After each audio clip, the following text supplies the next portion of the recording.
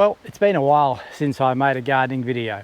The summer here in Tassie has been quite unusual. We've had a couple of heavy falls of rain across the summer.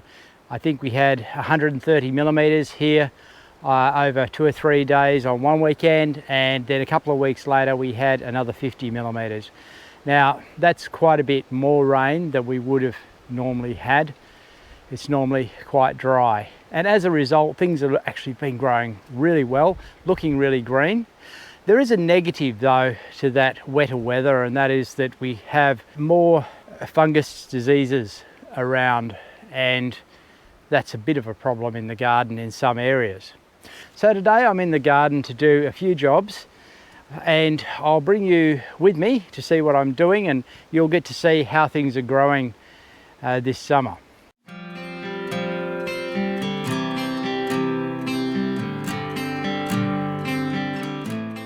A few days ago I came into the garden and did quite a bit of cleanup. It was getting rather overgrown and messy.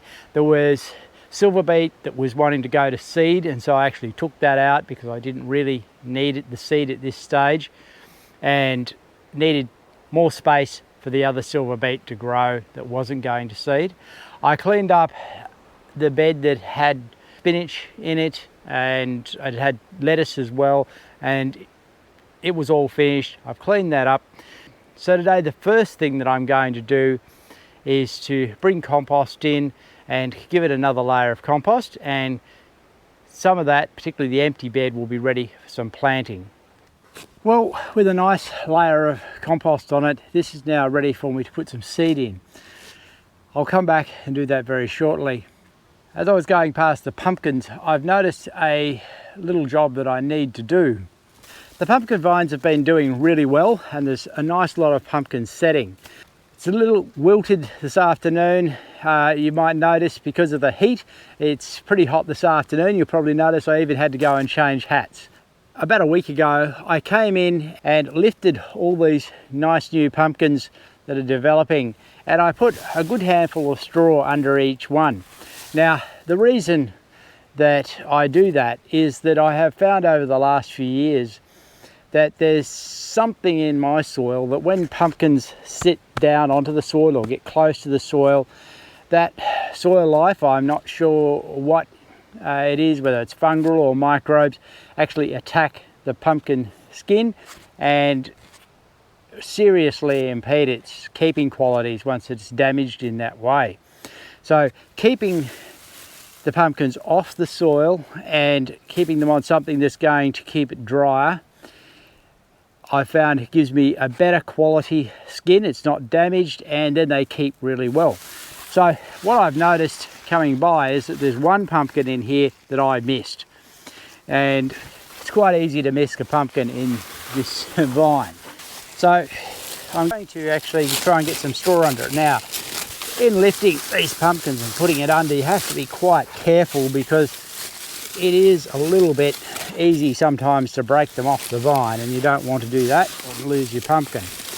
But getting it up on an island of straw means it's well away from the soil and it's going to stay dry and not get damaged by that problem.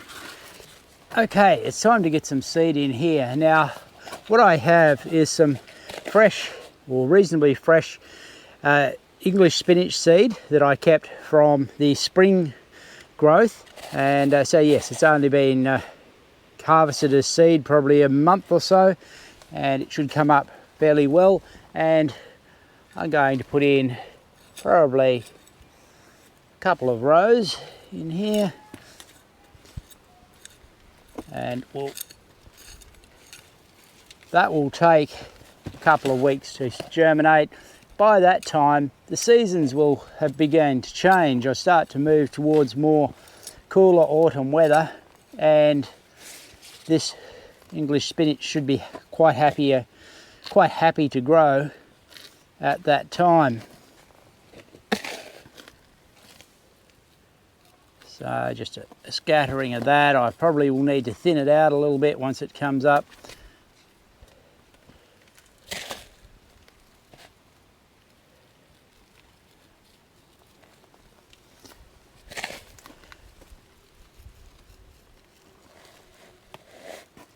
I really like the homie for this type of job. It can be used in a number of ways, but this is one thing that I find it really useful for.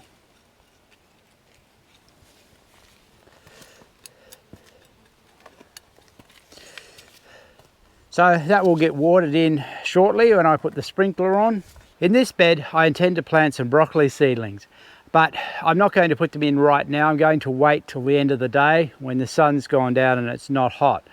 But I will prepare for it, because planting broccoli at this time of the year, when there's a lot of the cabbage white butterfly around, is an invitation for it to be attacked. And if you put those small seedlings in, they're just going to get eaten really fast. So what I need to do is protect them. I'm going to move these hoops across where I grew the last lot of broccoli.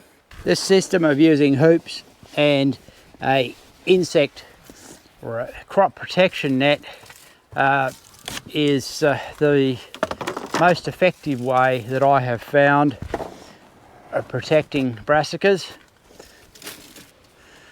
So that's now ready for me to plant and put a net over.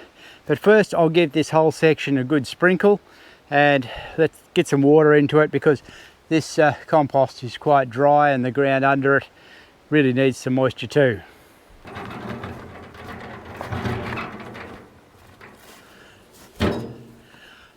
While that water is running, I've decided to come and harvest the onions here.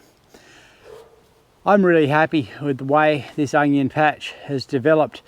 We have already harvested some, and of course the weeds, which are mostly potatoes, are trying to take over now because I've given up trying to keep it clean. But it's time for them to come out, and they're really nice onions. They've done fantastically. I will now put them out in the sun to dry. So there's some clumps here that have got quite a few onions. So this one had 8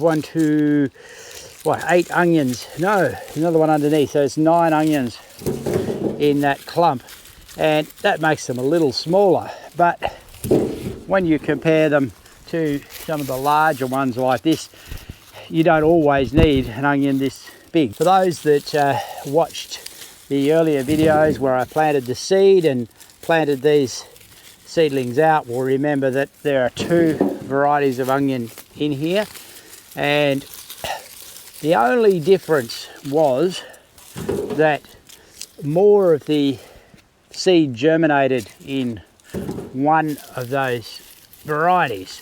The problem I had was that I didn't adequately record which was which, and so now I don't know. But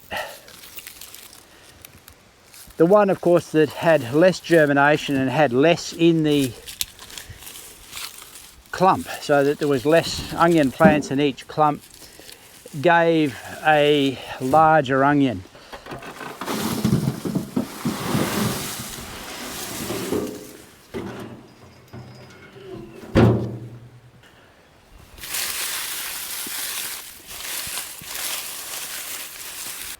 While passing along the path here, I'm reminded of the fact that this kiwi berry is getting a little bit out of hand. This is the second time this year that it's put out these long tendrils and needs to be cut back. It's got a really nice crop of kiwi berries in there, and they're not yet ripening, but it's not too far away that they will ripen. But all this stuff has to come off, and by far the easiest and quickest way to do that is with a hedge trimmer.